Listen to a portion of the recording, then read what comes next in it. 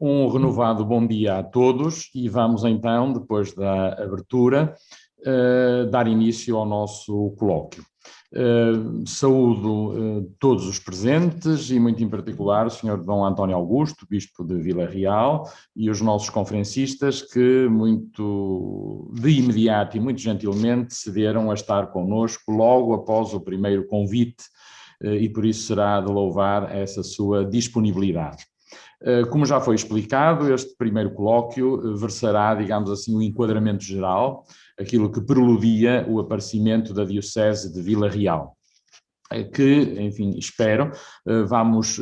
todos, digamos, inteirar-nos de quão significativo é, de facto, o levantamento de uma diocese num período extraordinariamente conturbado, como é o dos finais da Primeira República, de um certo ponto de vista também aquilo que é o final do longuíssimo século XIX português, em que a contemporaneidade se esforça por impor, enfim, e tudo o que estava para trás insiste em resistir. É, de facto, um período de grande transição, como o Sr. Dom António já referiu, a que nem faltou sequer uma pandemia, e uma pandemia de grandes dimensões. Portanto, quanto mais não fosse, até por isso nos sentiríamos, neste particular, próximos do passado. Ora bom,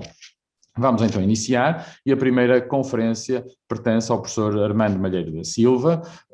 que é professor catedrático da Faculdade de Letras da Universidade do Porto, que tem uma formação, no mínimo poderíamos dizer, que vem muito a propósito, ecuménica, porque, enfim, rodou por várias universidades e com formações distintas da filosofia, da história, da ciência da informação, e que reparte o essencial da sua já muito longa e profícua investigação entre a história, precisamente neste período que ele hoje irá abordar. Enfim, lembro-me muito em particular, mesmo não sendo as minhas áreas, de um trabalho, enfim, acho que não há outra forma de dizer, verdadeiramente notável, sobre o Sidónio Pais e o sidonismo, e também sobre a área da arquivística, em que, digamos, tem, sem dúvida nenhuma, contributos alargados e enfim, muito consideráveis no tempo em que vivemos e no país em que vivemos. É, sem dúvida nenhuma, a pessoa indicada para abordar esta temática e creio que nos vai criar e desenhar o cenário geral no qual nós nos vamos mover entre este colóquio e o próximo colóquio. Vem a propósito do tal aprofundar das raízes, isto é, compreendermos o que envolve as conjunturas muito movediças e dinâmicas que estão em curso no momento em que se decide pôr de pé e levantar uma diocese. Desse ponto de vista, devo dizer também que é uma espécie, enfim, não é muito linguagem de historiador, mas uma espécie de sinal de esperança, que num mundo tão confuso, tão tenso como foi este do final da Primeira República, um conjunto de pessoas, uma comunidade, um conjunto de comunidades, entenderam que se devia avançar para uma construção de grande escala, como é, sem dúvida nenhuma, erigir uma diocese. Portanto, aparentemente sinais contraditórios, mas perfeitamente compatíveis nas conjunturas que então se viviam. Ora, o professor Armando Malheiro, a quem vou passar já a palavra, apresentará uma conferência precisamente com o título Portugal na conjuntura de 1890 a 1926. Agradeço uma vez mais a disponibilidade do professor Armando Malheiro, que é editada, enfim, pela sua competência, mas pela sua disponibilidade e, no meu caso particular, também pela amizade, digamos, irá intervir. Já sabe que dispõe de 45 minutos, enfim, com a generosidade necessária para estes momentos. Muito obrigado, passo a palavra ao professor Armando Malheiro. Obrigado. Muito bom dia. Começo por saudar também o Sr. António Augusto, Bispo de Vila Real. Tenho o prazer de conhecer e de estar neste colóquio. O Dr. Paulo Fontes, também do Centro de Estudos da História Religiosa, e o meu colega amigo, professor Luís Amaral, que, enfim, eu tenho aqui já um slide na minha apresentação que vai ajudar a baixar as expectativas, porque a amizade, se é uma coisa muito bonita, também às vezes nos cria outros problemas, desde logo estar aqui a apresentar-me de uma forma que pode depois não corresponder à expectativa, pode não corresponder mesmo, porque me está a apresentar como a pessoa indicada para uma tarefa dessas e não é aliás, o slide chama-se O que é possível? Só vou apresentar o que me foi possível, e se calhar é bem pouco, porque a tarefa é interessante, mas também muito complexa, como se percebe. Falar de Portugal, enquadrar Portugal, que não é só Portugal, a Europa, o mundo, no fundo, todo aquele tempo em que surge, nesse tempo conturbado que aqui foi referido, nasce uma diocese em Portugal, num canto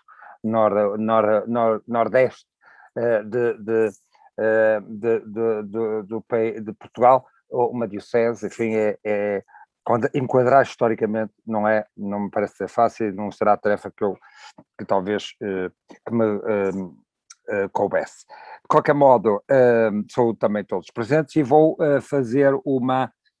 tentar, penso, doutor Luís, posso fazer aqui partilha da tela? Sim, perfeitamente, professor. Ora, vou fazer a partilha da tela e apresentar, fazer aqui a apresentação. Agora deixem-me só fazer aqui de maneira a ter a tela cheia. Bom, Portugal na conjuntura. Foi o título que me foi possível, enfim, também elaborar. Isto requeria talvez mais tempo, mas enfim, foi de facto o possível, e por ser o possível, aliás, começo este esquema que me vai orientar. Vou tentar usar os 40 minutos, penso que será suficiente, vamos ver. Comigo isso nunca se sabe, porque depois posso me entusiasmar e a coisa prolonga-se, mas eu peço ao Dr. Luís, ao colega, ao amigo Luís Maravilha, que me sinalizem e eu interromperei rapidamente a minha intervenção para não gastar mais do que o tempo que me é devido. Tenho aqui estes mais 3 pontos, que é uma perspectiva historiográfica e seus conceitos operatórios, que é, no fundo, para explicar porque é que eu utilizo este conceito que nós, os que fizeram história, e sobretudo os profissionais da história, que não é o meu caso, aprenderam muito pela influência da História Nova e do Janal, e sobretudo da obra monumental de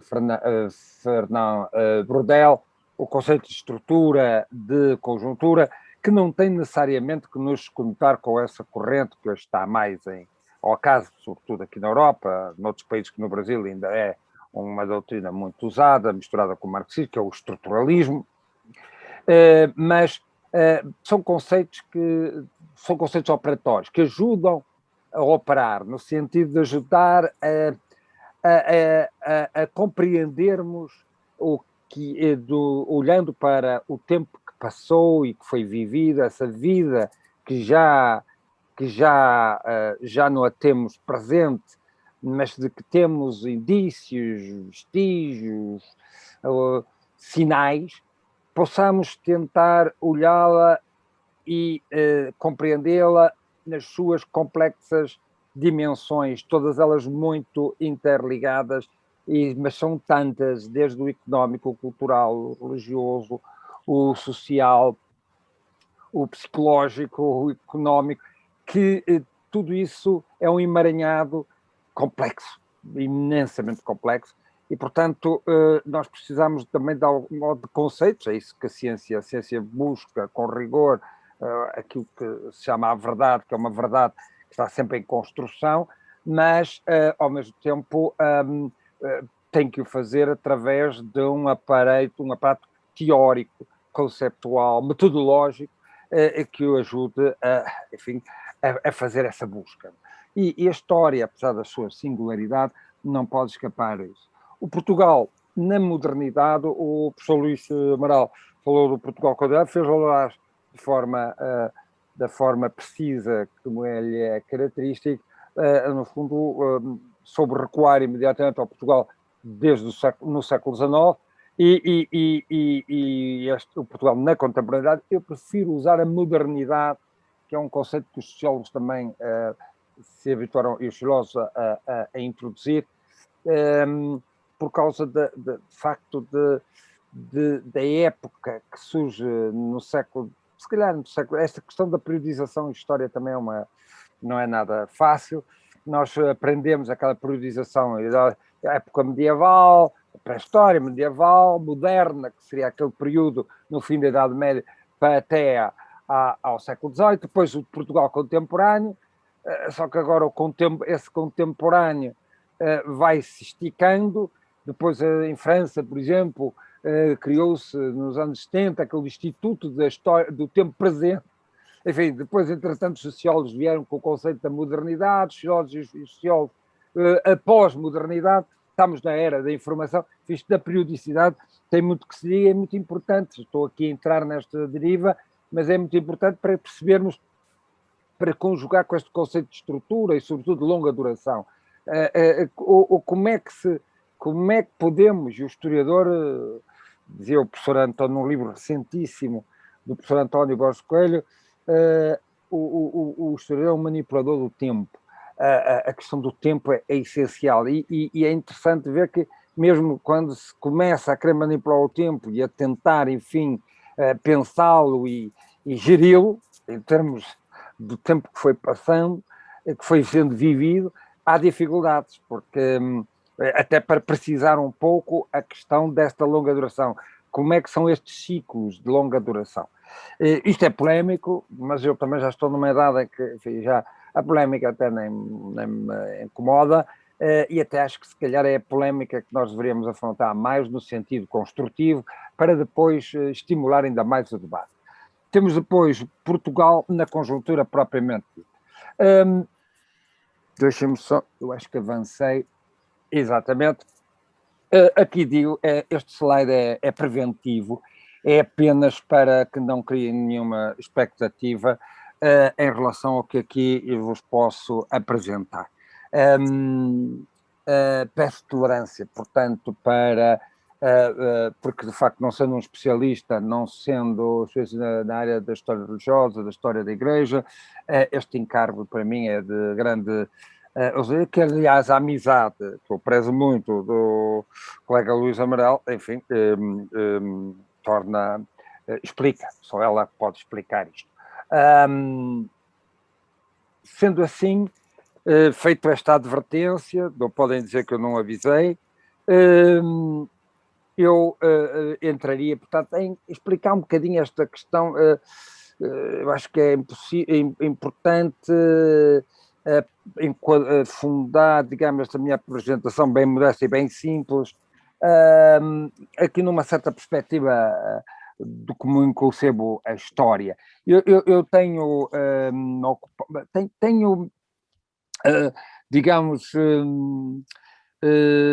deixado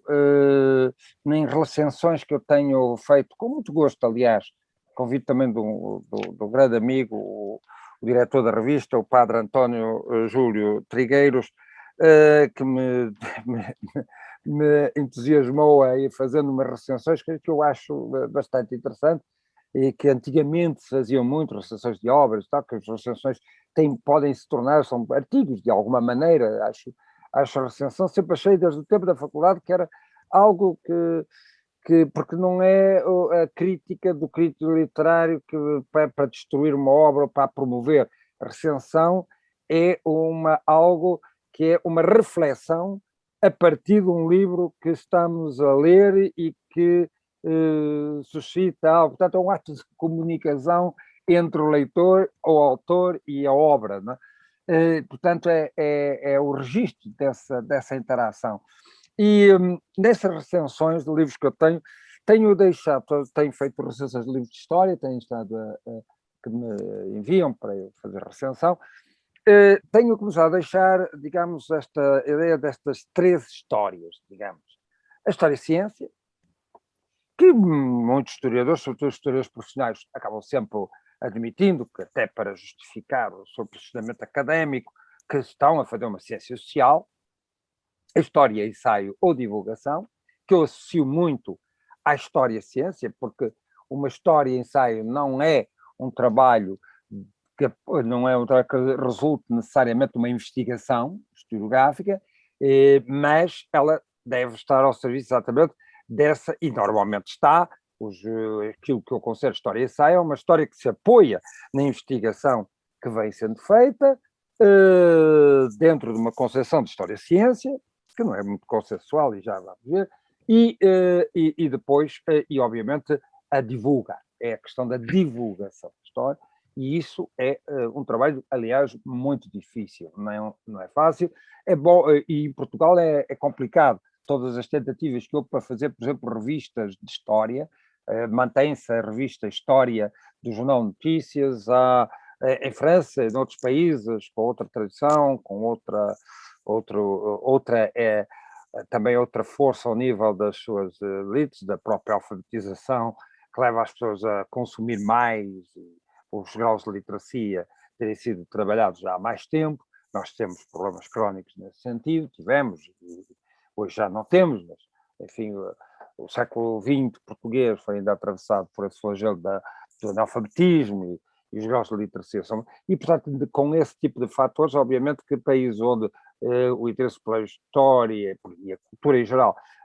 tinha mais consumidor, era possível manter revistas como a Revista da História e de outras áreas. Nós aqui temos essa dificuldade, o que põe um problema muito sério para o trabalho de divulgação, para essa história-ensaio. E a história ideológica, que aliás, eu passo já ao slide seguinte, não sei, sim, é assim. A história que tem muito a ver com a própria origem da história. A história surge como na mitologia grega, não é? Sob o nome de Clio. E isto é interessante que depois todo o percurso que é feito pela história até chegar, digamos assim, à categoria das ciências humanas e sociais, não fez sem controvérsia, e esta marca de ter nascido como uma musa, que é uma musa que usa o tempo como lição, o tempo passado como lição do presente. E a história ideológica, digamos que é um pouco a continuadora desta tradição mitológica da história, é a minha leitura, enfim, porque de facto a história surge como um instrumento feito no presente, e isso também marca a história-ciência, é tudo feito de frente para trás, só que o ser feito de frente para trás pode ter este efeito perverso de ir buscar ao passado lição, pode não ser uma lição, digamos, para efetivamente fazer uma mudança construtiva, mas uma lição para, de algum modo, justificar, legitimar e manipular, naturalmente, os cidadãos. Por isso a política e a história ideológica, ou história ideológica, se acabam por associar estrategicamente de forma muito natural para legitimar. E aí há sempre o perigo, por exemplo, das comemorações, o perigo das celebrações, que também tem uma vantagem imensa, poder ser um espaço para o tal de abertura à história-ciência, mas também pode ser um espaço de abertura e de interferência da história ideológica, no sentido de que a história aí é usada para legitimar, e nós vemos, como interessante pela história contemporânea, vemos muito, por exemplo, as celebrações marcantes, por exemplo, do centenário da morte de Pombal, como foi usado pelo movimento republicano e para acirrar o nacionalismo republicano, como o caso das comemorações de Camões, enfim, se vai buscar a história, o próprio Portugal contemporâneo de Oliveira Martins, que é uma referência importantíssima, até para a conjuntura, dentro da conjuntura em que surge depois a própria diocese, é muito interessante ver como o Oliveira Martins fez a história do seu Portugal contemporâneo, imbuído da crítica do socialismo orgânico que lhe é imputado, dessa forma desencantada e irritada com que o Oliveira Martins leva para o Portugal do seu tempo, tendo recuado fazendo uma espécie de juízo sobre os políticos do seu tempo, não é? A história usada,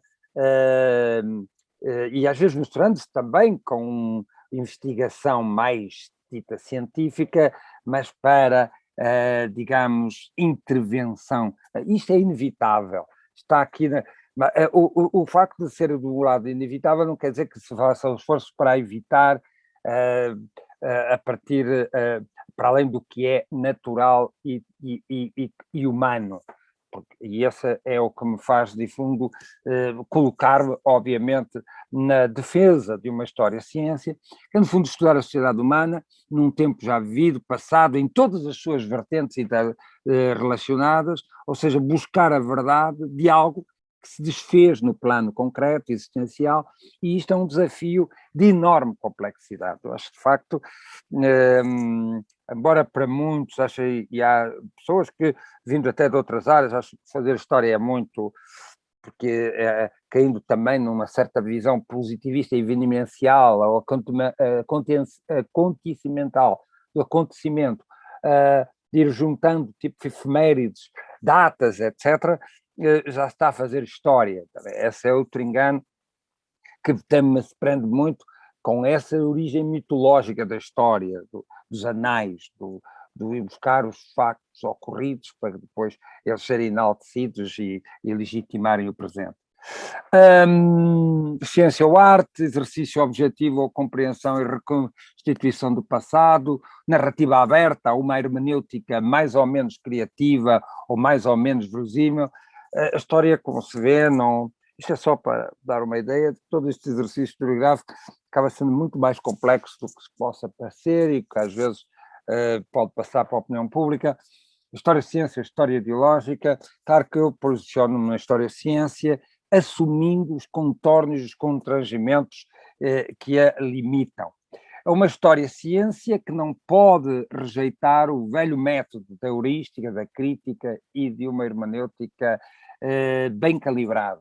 Está aqui uma visão, eu como não sou profissional da história, posso-me atrever a fazer este tipo de considerações.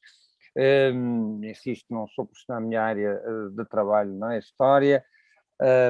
e portanto isso dá-me aquele atrevimento de estar aqui a fazer estas considerações que para os colegas da história, que me perdoem, mas eu avisei, que eu já avisei logo no início, mas digamos, posiciono-me aqui capaz de ir importando o que de positivo ou construtivo vai sendo debitado pelas diferentes tendências. O positivismo, há aqui uma grade,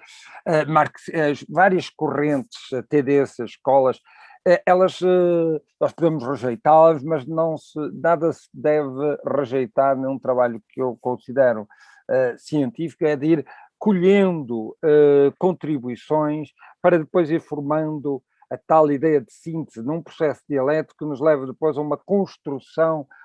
de sínteses que vão sendo melhoradas e substituídas por outras sínteses e, portanto, neste sentido, vão surgindo contribuições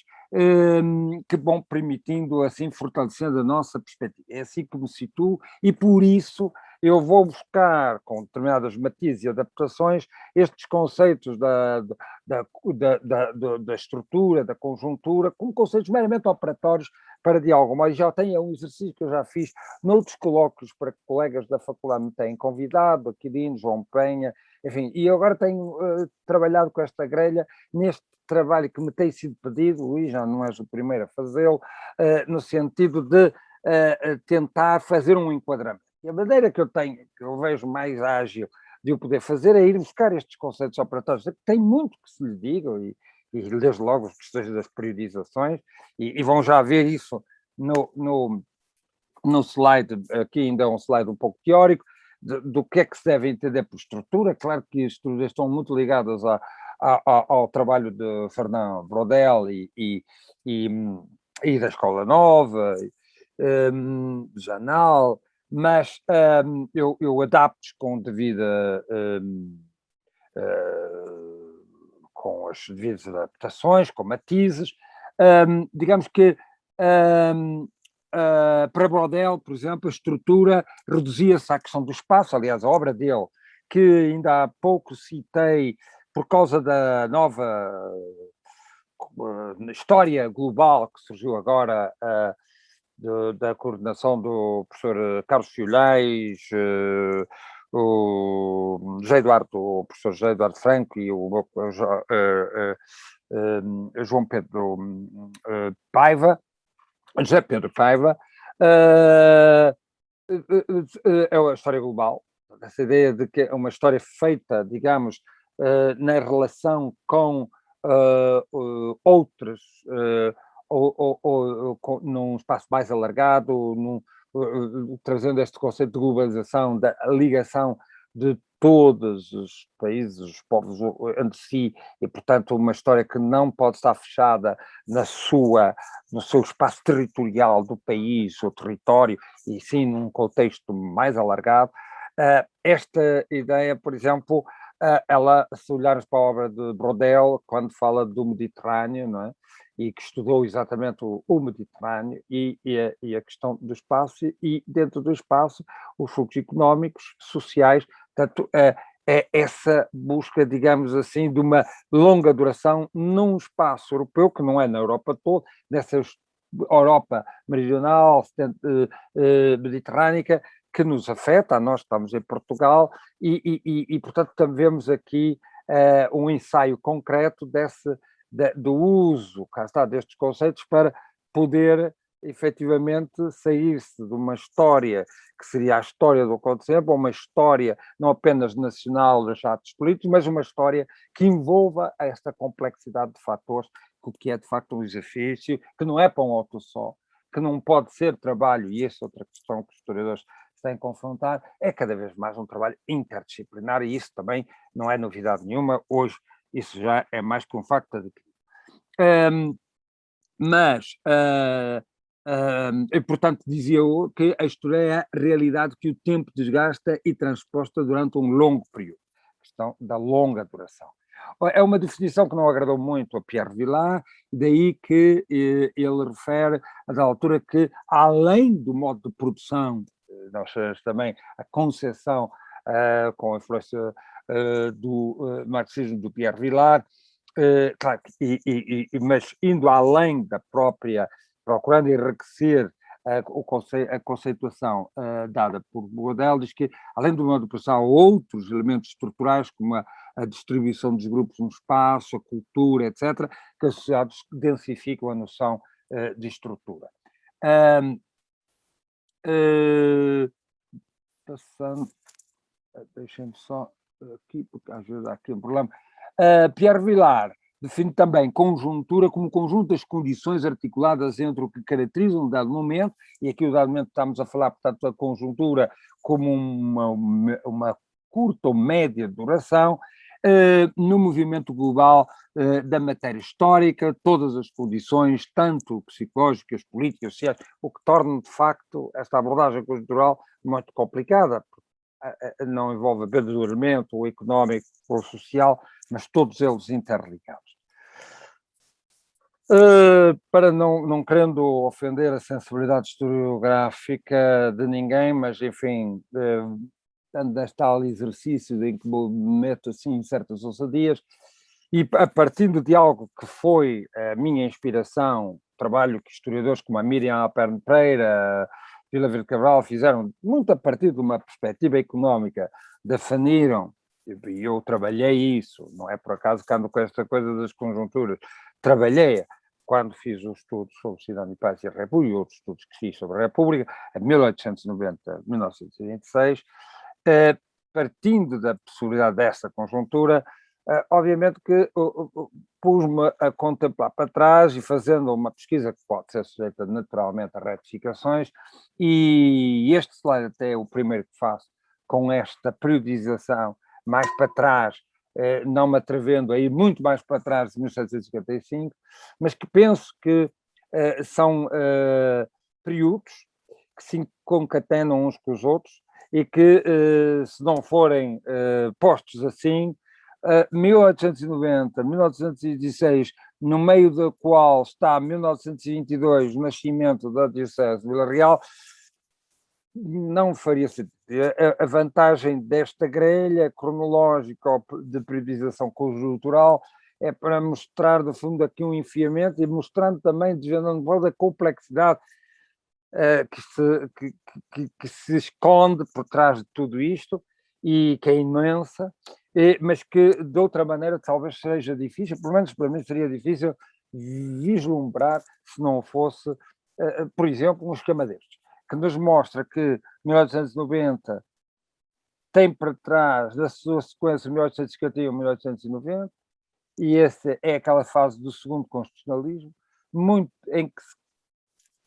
que se preparam condições que vão se sentir num tempo médio curto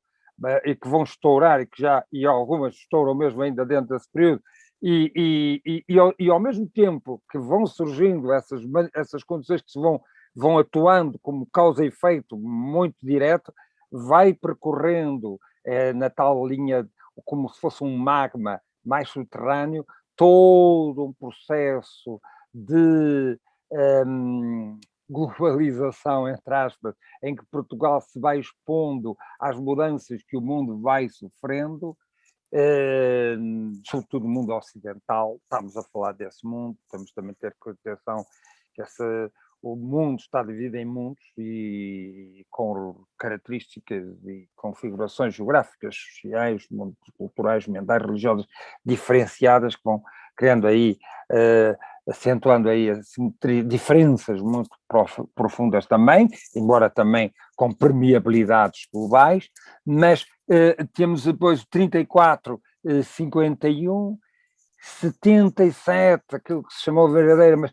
80 a 34, um período em que temos as invasões francesas, temos a ida para o Brasil, a perda do Brasil, e também a nível mundial é o efeito, digamos, da Revolução Francesa, 55, o terremoto, até 1970, é o pombalismo que vai ser muito, que não vai morrer, digamos, no plano político, pois que nós vemos renascer em 1882, temos como um efeito, digamos, um pretexto que vai ser aproveitado pelos descontentes do rotativismo, pelos republicanos e pelas forças que vão, e os intelectuais, o grupo dos vencidos da vida, que vão depois integrar os vencidos da vida, os essas, o Anter, os homens que pregam a decadência portuguesa e propõem a regeneração da pátria, vão buscar até também para a justificação do anticlericalismo, a ação de Pombal. Isso tudo ajuda um bocadinho a perceber como, apesar destes encaixes de período mais conjuntural, apesar destas conjunturas, há depois, por baixo, vai passando de umas para outras, fatores que mantêm ou aquilo que se pode considerar o atraso, a inércia, a permanência de um status quo que resiste a transformações que vão sendo operadas a um nível mais global, um espaço mais global. Portugal, e eu, por causa disso, gostaria de chamar a atenção que antes de entrar precisamente na conjuntura 1890-26, não é possível perceber essa conjuntura, cá está, se não fizermos um certo recuo, não é? E aqui está o que foi a implantação do liberalismo, num processo e nem anterior. As invasões francesas tiveram um impacto naquilo que certa historiografia chamava a tensão entre o Portugal antigo, que depois aparece. Eu também trabalhei a questão do miguelismo, mas não é por isso que eu trago, porque também trabalhei essa questão numa altura em que o miguelismo E aí mérito, cá está, do Oliveira Martins, que é interessante, com um trabalho como o do Oliveira Martins, muito marcado por essa dimensão do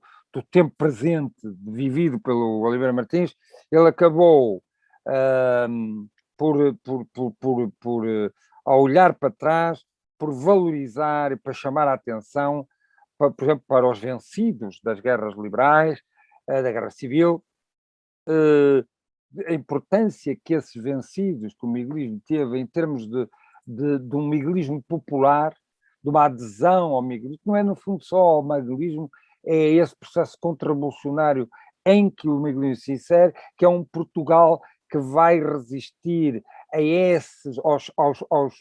aos livres pensadores, aos afrancesados, que são digamos, mensageiros dessa mudança de mentalidade, de ideologia, desse, digamos, do próprio anticlericalismo, que vindo de França, e não só de França, mas e que traz outros ventos também associados, chegam, no tempo que chegam a Portugal e mobilizam o povo. Com as invasões francesas, isso é muito enfatizado por um historiador muito peculiar que morreu há pouco e que tinha por Oliveira Martins uma grande adoração, que era o Vasco Polido Valente. Ele de facto falava de que há ali as invasões francesas criaram e mobilizaram o povo. E essa mobilização também se pode entender depois na forma como o povo vai sendo mobilizado, sobretudo durante o primeiro constitucionalismo, que é muito conturbado e que, no fundo, vai as condições em que ele opera essa tensão entre cartistas e setembristas, resultando na vitória dos cartistas, que tinham, em alguns deles, inclusive, conotações ainda com o que estiveram, alguns deles, no lado miguelista ou no lado antiliberal, anti-francês e anti-revolução francesa, ou os ventos da Revolução Francesa, digamos, preocupados em preservar um Portugal católico, que na historiografia também o caracteriza como ultramontano, etc. Esses moderados, que têm muitos matizes, vão acabar por, na tensão que vai ser esse período conturbado de 34 a 51, com o cabralismo, com o Saldanha, com a ala setembrista, o Passos Manuel, essas tensões políticas que o Vasco Polido Valente, de uma forma muito peculiar, também fazendo um pouco a análise para o século XIX, muito a partir também do seu olhar de analista político, que também foi, falava dos debolistas, do pessoal que, substituindo a velha nobreza ou fazendo a nacionalização dos bens das ordens religiosas, vão pôr esse património na mão de uma burguesia absentista, que vai, digamos, depois controlar, tomar, digamos, rédeas do poder, numa assimetria muito forte com as classes populares do país, que se vai manter rural até, e esse é o quadro que podemos ver da conjuntura de 1890, com um setor secundário muito, portanto, os ventos da Revolução Industrial tardam a chegar, e o liberalismo, que seria para que essa burguesia mercantil e sobretudo não só comercial, mas também industrial, pudesse emergir, acaba por falhar. E isto vai condicionar muito o final, o Portugal fim de secular, e também vai condicionar muito a República que tivemos, e fico-me por aí. No plano institucional começa a edificação do Estado Liberal, com uma reforma do mapa conselheiro. Essa foi uma reforma que ficou. Se formos a ver, este liberalismo vai se traduzir em poucas reformas, algumas muito, que foram feitas curiosamente no tempo ainda da Guerra civil, com o Zinco da Silveira, e que foi, por exemplo, uma reforma que a Espanha não fez, de redimensionar os concelhos, e ainda há pouco tempo tivemos, durante o período da Troika, de novo se mexeu para se fundir em freguesias, enfim, foi mexer novamente num mapa que, voltando atrás, esse processo já é um pouco retomar uma missão que foi deixada e tem sido bastante valorizada por causa da ideia também do revalorizar o municipalismo, que é uma ideia que vai ser muito desenvolvida no século XIX e que os republicanos vão retomar sem que depois a tenham tornado, digamos, um fator de política pública muito, ou administrativa muito efetiva, mas essa questão do municipalismo levantou a questão da centralização, da descentralização, enfim, que os republicanos acolheram e propalaram. No plano económico, essas leis foram uma tentativa, procurou-se custar, sobretudo, instalar uma burguesia, modernizar essa tensão entre cartistas e setembristas, era um pouco a ideia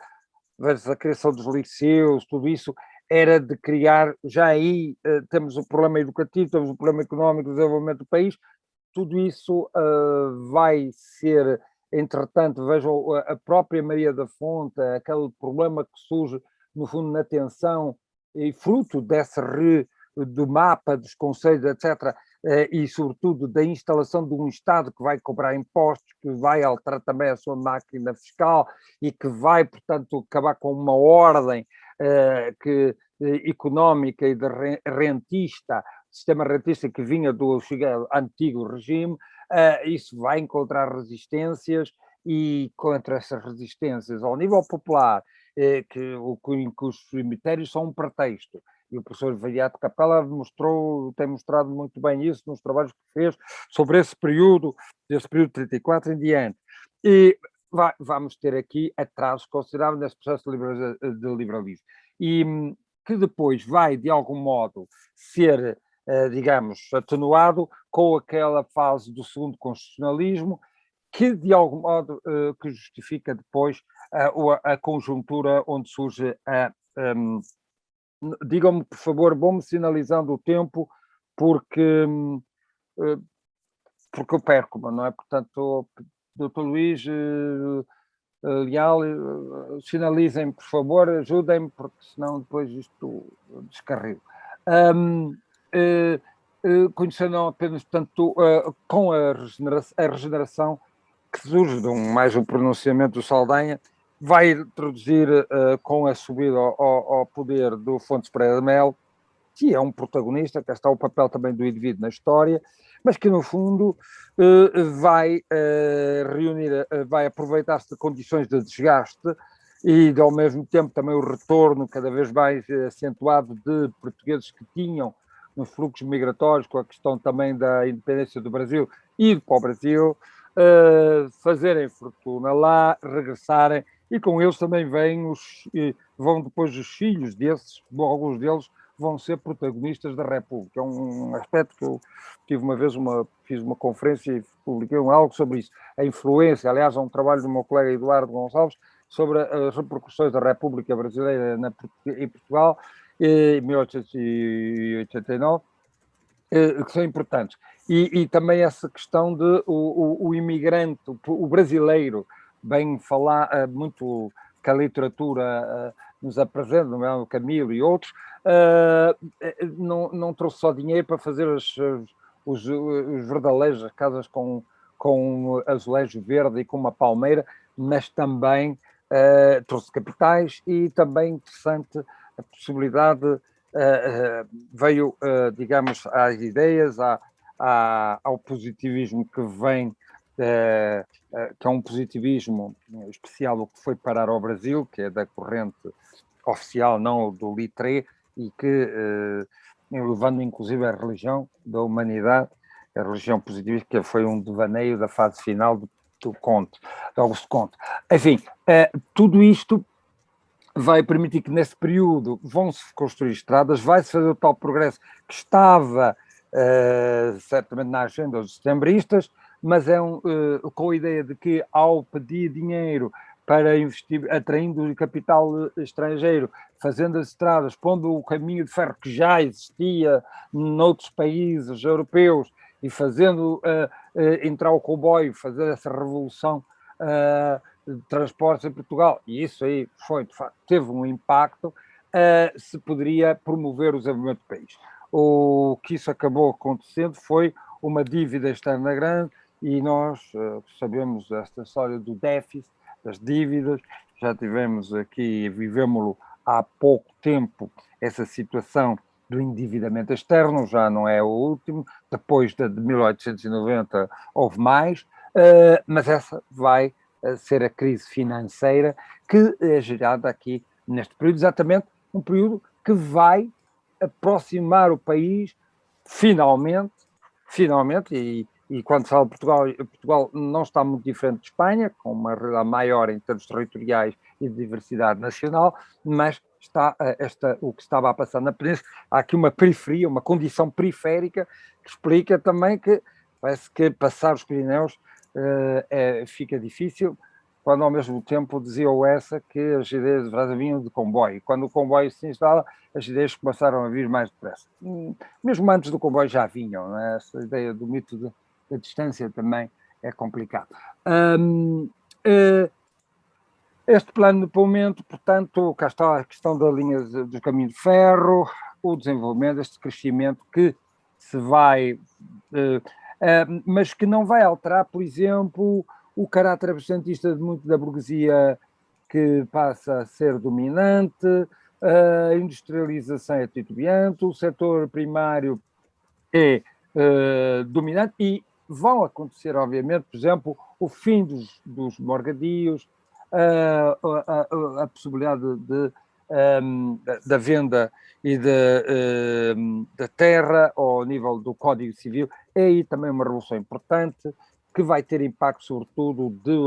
do Tejo para cima, ou seja, a propriedade vai se dividir e vai-se depois caracterizar pelo tal domínio do minifúndio, que também vai ajudar a explicar muita da imigração, que também, para o Brasil de novo, mas um outro tipo de migração, mais massiva, não só para o Brasil, e que se vai acentuar muito por fruto destas consequências da divisão da terra e de uma agricultura que se torna de subsistência e que depois vai a um problema que se vai manter e que vai explicar também depois, com o aumento demográfico, etc.,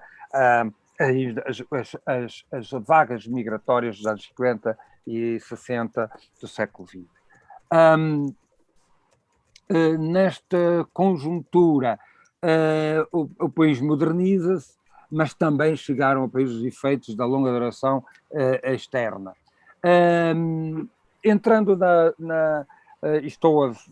chegar ao fim, na conjuntura de 90, 26, onde surge, e eu nesta conjuntura vou ficar por 21, 22, para fechar exatamente, depois poderei acrescentar alguma coisa surgindo dúvidas, perguntas nesse sentido, para não me estender muito mais, mas a data de 90 não é, cá está, esta escolha de datas, ela é um marco, claro que às vezes, porque é que se escolhe a data? É a partir de acontecimentos e às vezes acontecimentos de um cariz mais político. Por exemplo, de 1755, o terremoto, que teve também associado logo a uma dimensão política, porque foi preciso reconstruir Lisboa e aparece o pombalismo, tem um pouco essa data. Claro que, de algum modo, há depois outros matizes e depois era preciso, numa abordagem, cá está, macro, perceber as influências e a ligação com o que se passa no entorno, digamos assim, mais europeu. Mas aqui, 1890, marca exatamente a questão do ultimátum, a crise.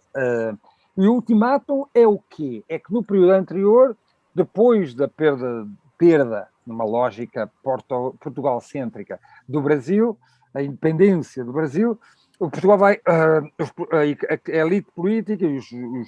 os liberais vão ter muita dificuldade em digerir isso, e o Sá da Bandeira é dos poucos que ainda nessa conjuntura de 34 a 51 fala de ir para a África, e isso vai-se acentuar no final, já durante a fase do fontismo, dessa segundo constitucionalismo liberal monárquico, e que também é um processo tardio por causa também do grau de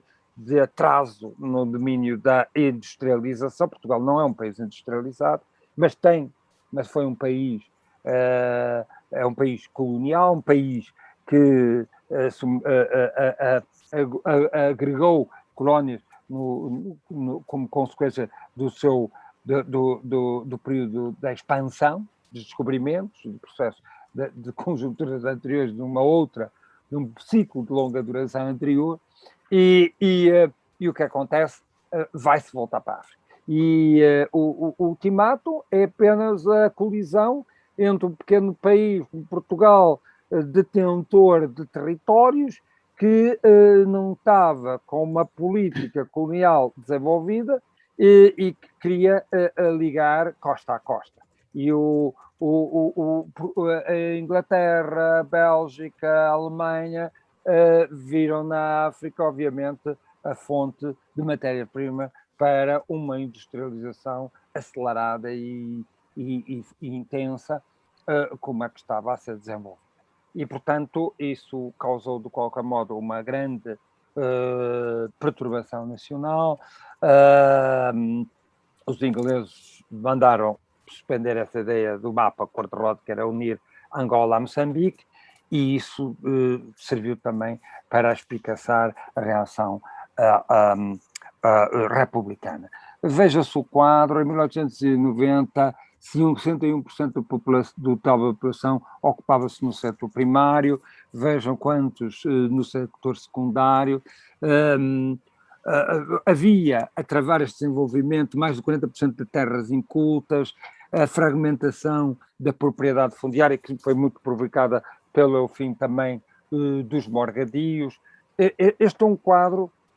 que é o retrato no final do século XIX. Portugal, com estes dados do meio, está-se a dar o retrato que é o retrato de uma conjuntura e que, ao mesmo tempo, espelha também todo um processo estrutural que será mais de longa duração, que vinha atrás. E, portanto, apesar das alterações, das tentativas de alteração que se tentaram fazer, já no tempo do Pombal, não é? Quer dizer, a conjuntura em pauta assenta em termos ocidentais, que está a segunda vaga de industrialização, toda essa segunda vaga, o imperialismo, estávamos a falar de uma industrialização em Portugal, quando a Europa já está a viver uma segunda vaga de industrialização. A Alemanha reunifica-se em 1870 e rapidamente torna-se uma potência industrial que concorre diretamente com a Grã-Bretanha. Bom, este é o quadro geral e é neste sentido que Portugal se vai, e que nesta conjuntura aberta àquilo que se vai passando, se vê, digamos, o atraso e, ao mesmo tempo, o esforço e a tensão interna, e explica, por exemplo, o próprio aparecimento do republicanismo como uma tentativa de aprofundar o liberalismo, que teria sido e que deveria ter instaurado em 1834. Há os escândalos políticos e religiosos também, eclesiásticos, o caso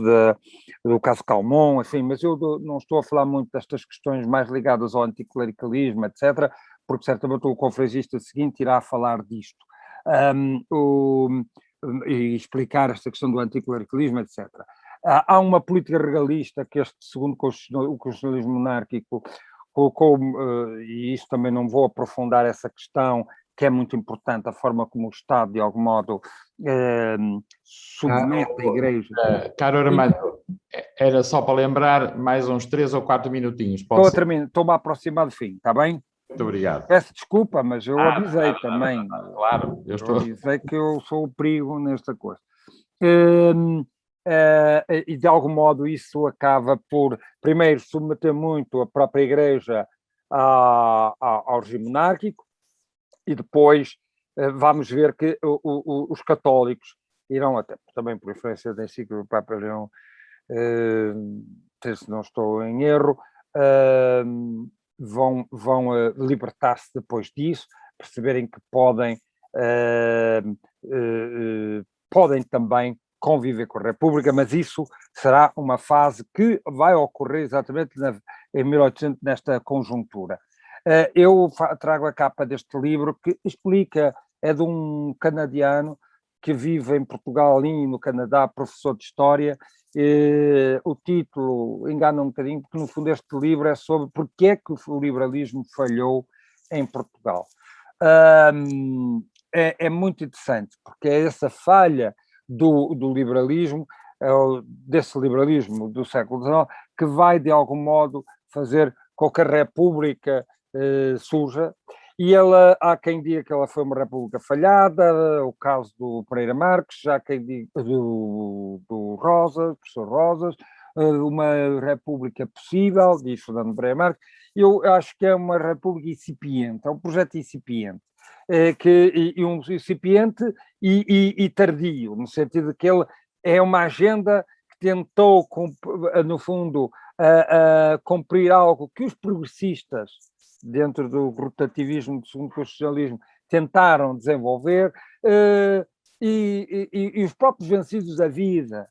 tentaram, através do tal experiência do cesarismo régio, de cima para baixo, muito inspirado no Oliveira Martins, no tal socialismo orgânico, de fazer uma modernização, uma regeneração efetiva do sistema político, económico, social, a partir de cima, e isso vai dar origem à situação do franquismo, ajuda a explicar o franquismo, depois o regicídio, e depois temos, efetivamente, o aparecimento da República, com esta coisa da República Velha, a República Nova do Sionismo e a Nova República Velha. É aqui que estamos a aproximar-nos do aparecimento do nascimento da Diocese. A Diocese surge, obviamente,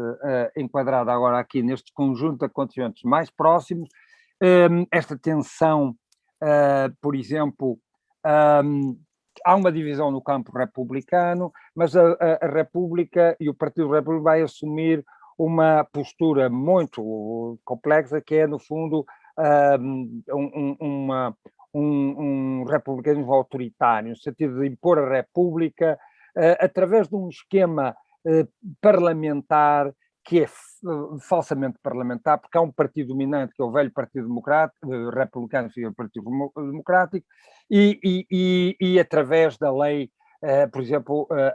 acirrando a questão religiosa, o anticlericalismo, e a Igreja sofreu diretamente este ataque, e isso para quê?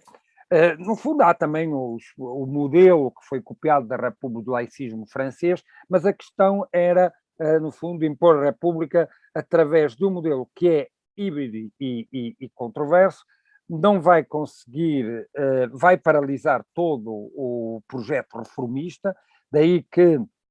o próprio, dentro da República vai surgir a experiência sionista, que é um reformismo autoritário, e que vai usar o presidencialismo porque exatamente uma das críticas é que afinal a República, tendo criticado o constitucionalismo monárquico, estava a utilizar um simulacro de parlamentarismo em que, no fundo, o Partido Democrático controlava e impedia o acesso ao sistema político pelos outros partidos. Portanto, a República fechou-se neste tipo de contradições e depois apareceu, feio a Grande Guerra, fator externo que também atua sobre a República, a aparições de Fátima, o reformismo autoritário de São Pais e de Egas Muniz foi o grande mentor do sionismo.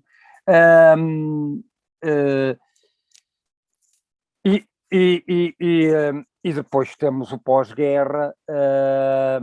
mas aí, só para terminar, eu já estou a dizer obrigado, mas deixem-me só terminar. aí há um aspecto importante que é com o sionismo que se retomam as relações com a Igreja.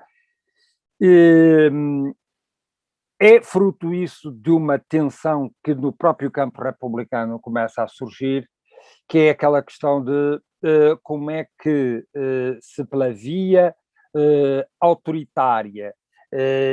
a que foi também chamada jacobina, de impor a nova ordem à força, contra uma população que, tirando os grandes centros urbanos, e que não eram muitos, não tinha tido tempo, não estava ainda preparada para receber essas ideias, como é que era possível fazê-lo hostilizando a Igreja, os monárquicos que ainda existiam e, sobretudo, as forças mais conservadoras que até poderiam aderir à República. Esta questão vai dividir o próprio campo republicano, daí que surjam no campo republicano os moderados, os unionistas, e sobretudo os centristas Egas Muniz, e é o Egas Muniz, por exemplo, que vai levar ao reatamento das relações com a Igreja, como é bem sabido. Não foi, fala-se de Sidónio, mas o Sidónio, de algum modo, acabou estando nas mãos, primeiro do Brito Camacho e depois do próprio Egas Muniz, que procurou lavar as mãos da importância que teve neste processo histórico, nesta conjuntura e nestes acontecimentos, mas que de facto foi determinante para isso. E depois do sidonismo, e depois a relação com a Igreja e a própria República Velha, a nova República Velha, ela vai já, os democráticos voltam ao poder, mas já sem Afonso Costa, que é uma figura emblemática, e a atitude dos republicanos face a certas questões que marcaram a agenda no princípio desta, digamos, nesta conjuntura e no princípio, sobretudo, do período republicano, da Primeira República, muda completamente. Peço desculpa se me alonguei demasiado. Obrigado e desculpem. Caro Armando, caro professor Armando Malheiro, muito obrigado pela sua conferência e, de facto, enfim, o mundo em que nós entramos, e ainda por cima com a vivacidade que foi exposta, creio que se desenhou o cenário, o longo cenário, o alargado cenário em que se inscreverá, enfim, a criação da Diocese de Vila Real, e foram introduzidos uma série de atores. Aliás, temos que, digamos, digerir um bocadinho agora durante o intervalo esta quantidade de atores, de problemas e de tensões que estavam em cima da mesa. Creio que este é um dos fascínios da história, é pelo menos vivermos um bocadinho na ilusão que podemos ressuscitar isto tudo, e parece que estamos a ver todos estes acontecimentos a decorrerem, e o que deve ter sido, de facto, a tensão do ponto de vista ideológico. Não fantasiar, sem fantasiar muito. Sem fantasia, não, mas não é necessário. A realidade é suficientemente forte para não precisarmos de nenhuma invenção, nem nenhuma mitificação, sem dúvida nenhuma, não é? Os problemas que se estavam para resolver, os problemas que se estavam a colocar. Creio, portanto, que está, digamos, o grande círculo, o grande cenário está desenhado, os principais atores já entraram nesse cenário, vamos ver como eles continuam a interagir e a dialogar entre si. Dito isto, vamos então, e uma vez mais agradecendo obviamente ao professor Armando Malheiro, que continuará connosco depois para o tempo das questões e das observações. Vamos agora fazer um pequeno intervalo, são 11h25, vamos fazer 10 minutos de intervalo, portanto recomeçaremos ao meio-dia menos 25, creio que não é preciso desligar, bem, enfim, basta tirar as imagens e o som, e às 11 ao meio-dia menos 25 retomamos para a segunda conferência da manhã. Muito obrigado a todos e até já.